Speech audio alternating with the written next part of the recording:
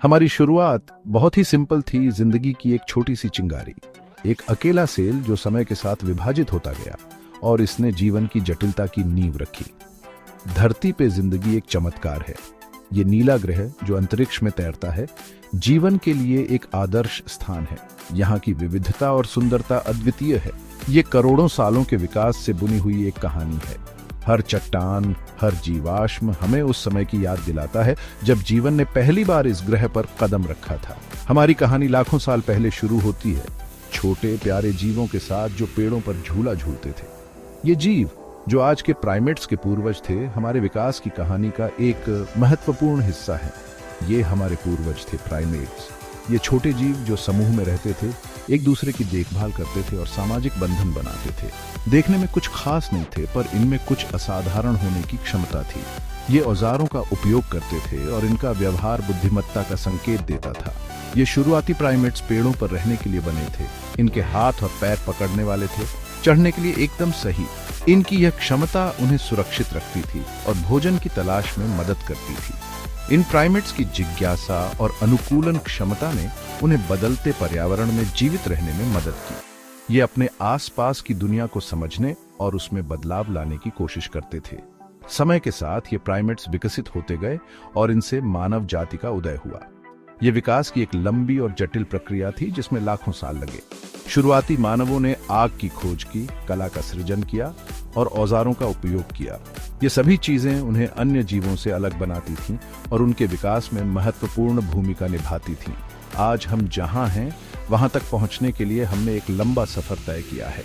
हमारी शुरुआत एक छोटे से सेल से हुई थी और आज हम तकनीक, कला और विज्ञान में अद्वितीय ऊंचाइयों पर हैं। यह यात्रा हमें याद दिलाती है कि जीवन कितना अद्भुत और जटिल है। धरती पर जीवन की यह कहानी एक छोटे से सेल से लेकर आज के आधुनिक मानव तक एक प्रेरणादायक गाथा है। सीधे खड़े हो जाओ, दूर तक चलो। यह एक साधारण सी बात लग सकती है, लेकिन यह हमारे पूर्वजों के लिए एक क्रांतिकारी कदम था। 2 पैरों पर चलने का उदय। यह परिवर्तन न केवल हमारे शरीर की संरचना में बदलाव लाया, बल्कि हमारे जीवन के हर पहलू को प्रभावित किया। इंसानी विकास में सबसे महत्वपूर्ण पड़ाव था 2 पैरों पर चलना सीखना, जिसे बाइपेडलिज्म कहते हैं। यह परिवर्तन लाखों सालों में धीरे धीरे हुआ और इसके पीछे कई कारण थे। इससे हमारे हाथ खाना ढोने, औजार इस्तेमाल करने और बाद में कला बनाने के लिए फ्री हो गए। हाथों की इस स्वतंत्रता ने हमें नए नए आविष्कार करने और अपने वातावरण के साथ अधिक प्रभावी ढंग से बातचीत करने की क्षमता दी। सोचो, लंबे घास के ऊपर से देखने का क्या फायदा होगा। यह हमें न केवल शिकारियों से बचने में मदद करता था, बल्कि शिकार को भी आसानी से ढूंढने में सहायक था। शिकारियों और शिकार दोनों को देख पाना। ये नई दृष्टि ने हमें अपने पर्यावरण को बेहतर ढंग से समझने और उसमें जीवित रहने की क्षमता दी। इस नए नजरिए ने हमारे पूर्वजों के दुनिया के साथ बातचीत करने के तरीके को बदल दिया और हमें नए नए आविष्कार करने की प्रेरणा दी। आगे के विकास का रास्ता साफ किया। बाइपेडलिज्म ने हमें न केवल शारीरिक रूप से, बल्कि मानसिक और सामाजिक रूप से भी विकसित होने का अवसर दिया। यह हमारे इतिहास का एक महत्वपूर्ण मोड़ था, जिसने हमें आज के आधुनिक मानव बनने की दिशा में अग्रसर किया। आज हम अपने पूर्वजों के इस महत्वपूर्ण कदम के कारण ही इतने विकसित और सक्षम हैं। बाइपेडलिज्म ने हमें न केवल शारीरिक रूप से, बल्कि मानसिक और सामाजिक रूप से भी विकसित होने का अवसर दिया।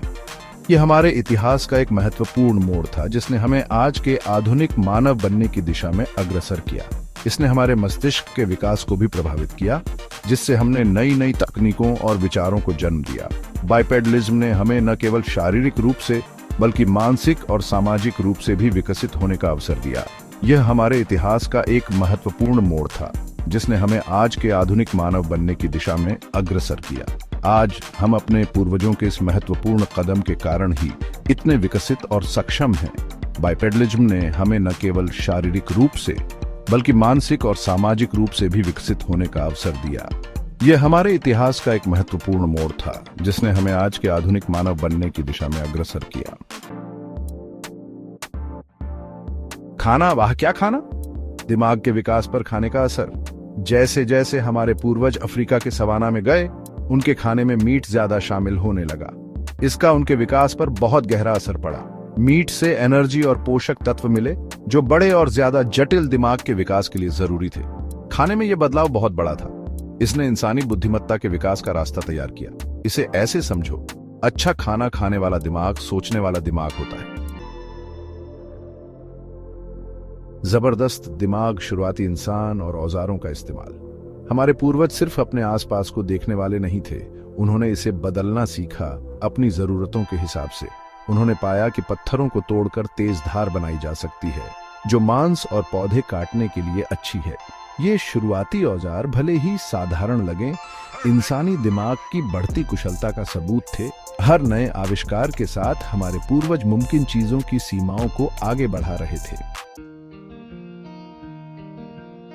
भाग 5, मिलके रहेंगे तो जीतेंगे, सामाजिक ढांचे की ताकत। शुरुआती इंसान अकेले नहीं रहते थे, वे समूहों में रहते थे, संसाधन बांटते थे और एक दूसरे को शिकारियों से बचाते थे। यह सामाजिक सहयोग उनके जीने के लिए जरूरी था। इससे वे अपना ज्ञान, हुनर और संसाधन इकट्ठा कर पाते थे। सोचो, शिकारियों का एक समूह मिलकर एक बड़े जानवर का शिकार करता है और फिर उसे बांट लेता है। सहयोग की यह भावना हमारी प्रजाति की एक खासियत बन गई। भाग 6, गुर्राने से व्याकरण तक, भाषा की शुरुआत।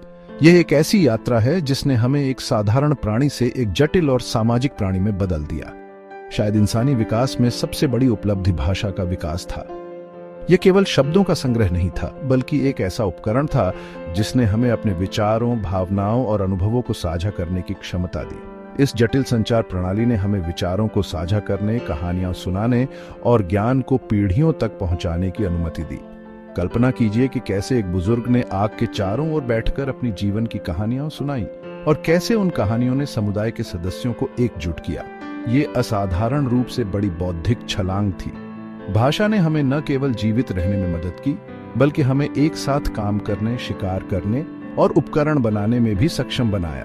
यह एक ऐसा साधन था जिसने हमें एकजुट किया और हमें एक समुदाय के रूप में विकसित होने में मदद की। एक ऐसी दुनिया की कल्पना करो जहां शब्द नहीं है, जहां आप अपने विचारों और भावनाओं को किसी और को बता नहीं सकते। यह एक ऐसी दुनिया होती जहां हर कोई अकेला होता, अपने विचारों और भावनाओं में कैद, जहां आप अपने विचारों और भावनाओं को किसी और को बता नहीं सकते।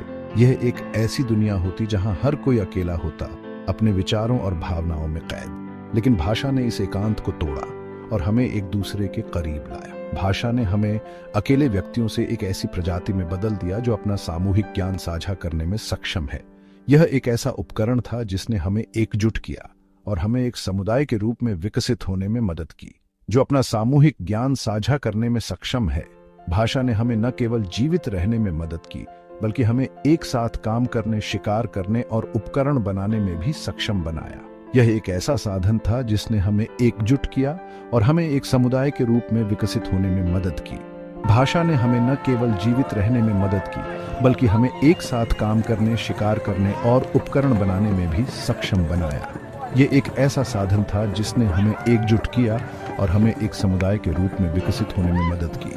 ये एक ऐसी यात्रा थी जिसने हमें एक साधारण प्राणी से एक जटिल और सामाजिक प्राणी में बदल दिया। भाग 7, सोचने वाला इंसान, मानव मस्तिष्क का विकास। मानव मस्तिष्क विकास का एक चमत्कार है। यह ज्ञात ब्रह्मांड में सबसे जटिल संरचना है। लाखों वर्षों में हमारे दिमाग का आकार 3 गुना हो गया है, हमारे बदलते पर्यावरण और सामाजिक संपर्क की मांगों से प्रेरित होकर।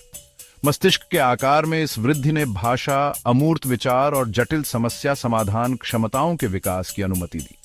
हम संक्षेप में सोचने वाली मशीनें हैं, लगातार अनुकूलन और विकास कर रही हैं। भाग 8, अफ्रीका से बाहर आधुनिक मानवों की वैश्विक यात्रा। अफ्रीका में हमारी विनम्र उत्पत्ति से आधुनिक मानवों ने एक असाधारण यात्रा शुरू की जो उन्हें दुनिया के सभी कोनों तक ले जाएगी। अन्वेषण की प्यास और संसाधनों की आवश्यकता से प्रेरित होकर हमारे पूर्वजों ने नए क्षेत्रों में कदम रखा। रास्ते में विविध वातावरणों के अनुकूल होते हुए उन्होंने पहाड़ों और महासागरों को पार किया, कठोर जलवायु को झेला और अपरिचित प्राणियों का सामना किया।